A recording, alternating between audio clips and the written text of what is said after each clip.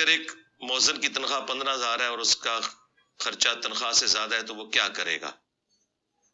پہلی بات ہے مؤذن کی تو تنخواہ ہونی نہیں چاہیے، یہ بالکل یہ منع ہے تو اسلام کے اندر۔ سنن نسائی میں حدیث موجود ہے کہ اپنا مؤذن کسی ایسے شخص کو نہ رکھو جو اس کی اجرت لے، تو ظاہر ہے پھر امام مسجد کو بھی نہیں اجرت لینی چاہیے۔ البتہ مسجد کی جو خدمت کے عوض اگر کوئی اسے چارجز دیتا ہے یا ٹیچنگز کے عوض تو وہ تو جائز ہے، اس پہ میری تفصیلی ویڈیو ریکارڈ ہے۔ تو امام مسجد جو ہیں ان کو تو عموماً مسجد کے ساتھ ایڈجسٹنٹ گھر مل جاتا ہے، ان کی بجلی کا بل وغیرہ، گیس کا بل وہ عموماً مسجد کے کھاتے میں شمار ہوتا ہے، اور باقی یہ جو چھوٹے موٹے ملازمین ہیں ظاہر ان کے لیے تو مشکل ہے۔ میرا خیال ہے گورنمنٹ کو چاہیے کہ سب سے پہلے تو یہ مسجدیں اپنے قبضے میں کرے، اور آپ دیکھیں گے ان مسجدوں سے جتنا بجٹ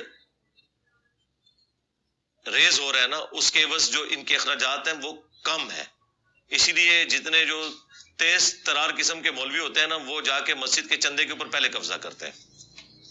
آپ دیکھیں گے کہ امام مسجد کی ڈکلیئر تنخواہ 20-25 ہزار ہے اسلام آباد میں، اس نے گاڑی بھی رکھی ہوئی ہوگی اور بعض میں ڈرائیور بھی رکھے ہوئے ہیں، اور پوچھے کیا کہتے ہیں اللہ کا فضل ہے۔